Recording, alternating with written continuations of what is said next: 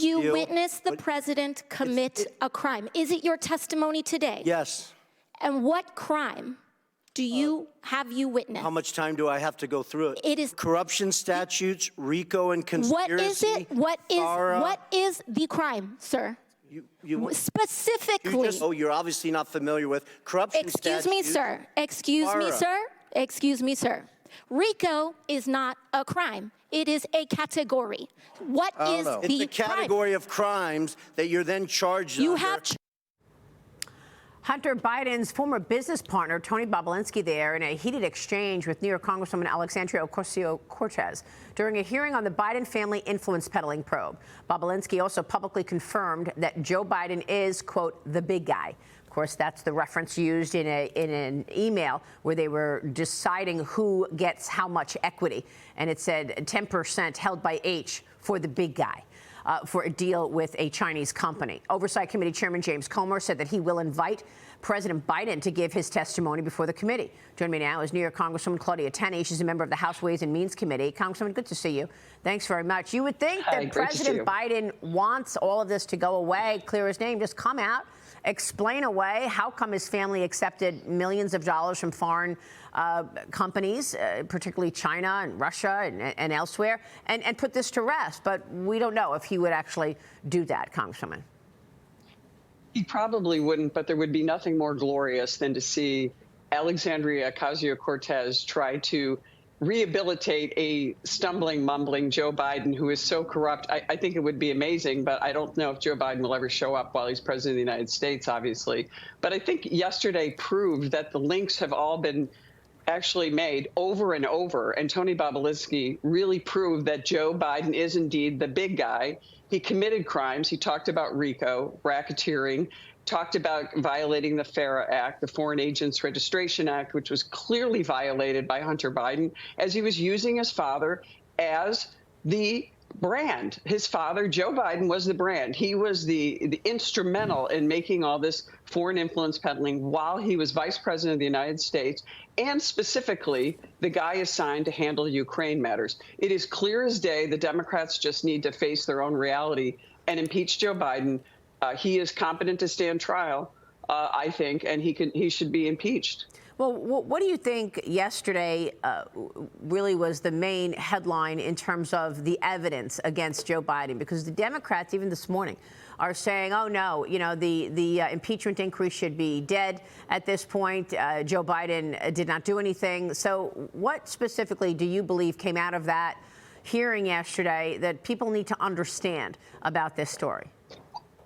Well, first of all, Maria, these same Democrats who are denying that there's evidence of impeachment are denying that we have a crime problem and that the southern border or both of our borders, there's a problem. They're like, there's not a problem at the border. They believe everything the president says and Alejandro Mayorkas says. Or let's put it this way. They're repeating what they say. They know in their hearts that this isn't true. But when you put the evidence together, all of these facts, starting with the groundbreaking testimony of the whistleblowers, we wouldn't be here without the whistleblowers. And we also imagine the evidence we could have if only the Department of Justice, under dirty cop Merrick Garland, slow walking, and Leslie Wolf and other characters in the Department of Justice didn't prevent us from getting the evidence we need. Remember, we still don't have all the documents that we need coming from the National Archives, the documents coming from UPenn, the documents coming from Delaware, all that would corroborate everything we've already proven. We've proven the case. We are proving it even beyond a reasonable doubt. The Democrats are just not going to come forward and do this. And really, Joe Biden's testimony isn't even needed, but it would certainly be, not only would it be great theater, it would also be damning evidence. And that's why they're not going to put him out there, because right now, Joe without a filter is going to say all the things he said now, and he's going to have to go back to the basement in order to get elected this year. Now, I'm with Michael Balboni this morning. Michael, already James Comer has talked about $30 million in money that the Biden family has accepted, and we still don't know what they were paying for. I mean, what is the service that the Biden family provided to accept $30 million from foreign entities, 170 suspicious activity reports, and gifts to Hunter Biden, including money for a Porsche and two diamonds? Apparently, the story that they're telling us is that Hunter Biden accepted a diamond from a partner in China, and he gave it to James Biden, and James Biden threw it out. Okay. So how do you normalize this behavior again, right? That's the problem. How do you sit there and say that that's okay for a president and the president's family to have all this going on at the same time they're in office? It just and he's been in office for how long? It's going to be coming up on 12 years now, and over that entire period of time, because that's the thing people don't focus on. They're looking at Joe Biden the last couple of months, years, whatever. No, this has gone on for a very long time. Well, you're talking about the time that he was vice president. Right. How about when he was a senator? How long do you believe, Congresswoman Claudia, that this has been going on, influence peddling? Well, Maria, he has been violating classified documents cases or mishandling and inappropriately federal crimes for mishandling classified documents for decades, as cited by Special Counsel Hur. He has also been engaged in this influence peddling for decades, as we are going to, if we could have all the evidence, we could prove it. Yeah. If Donald Trump just did one of these things, he would be prosecuted. If Donald Trump actually put in a sort of puffed up, as they claim he did, a puffed up document to prove that Mar-a-Lago is worth, more, an appraisal that they claim was fraudulent, he would be,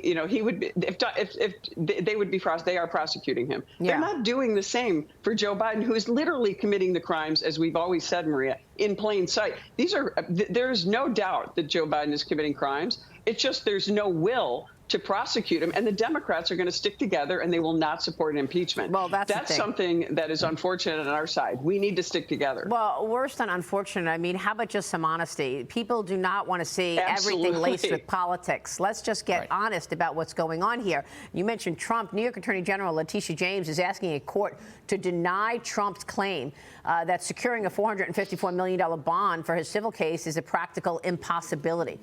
She's demanding, she's calling the demand extraordinary and improper.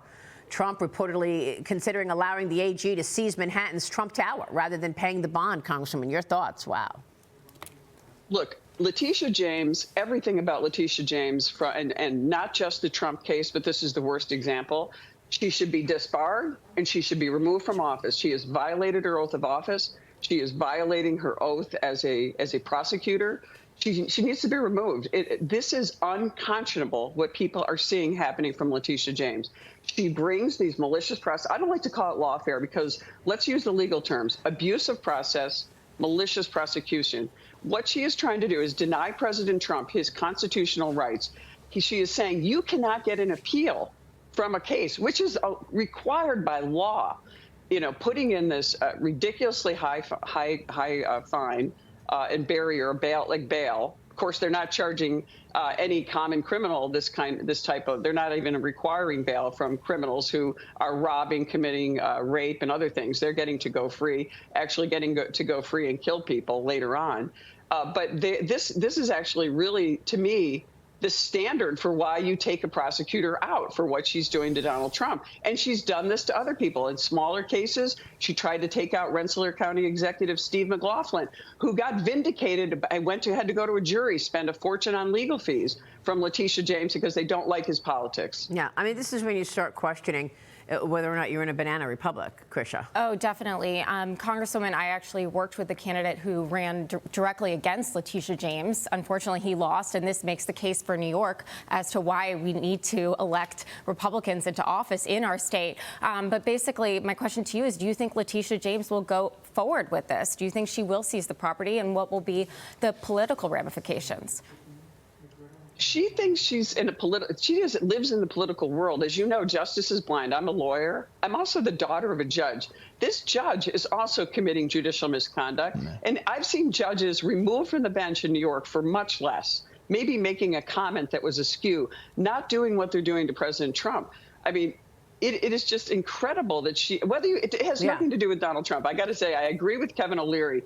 It is not about Donald Trump. This is about unequal justice. Yeah. This is about Lady Justice without a blindfold, deciding and prosecuting people based on their politics. Can you imagine the standard to people on the ground? The average person could be prosecuted by these people. Yeah, Mark, it's that's why people are leaving New York outrageous. right now. I know, they're fleeing. Yeah, I mean, your property's not even protected. They're confiscating assets. It's incredible. Congresswoman, thanks very much for joining me and also for being on this. This is something that is concerning all of us. Congresswoman Claudia Tenney in New York.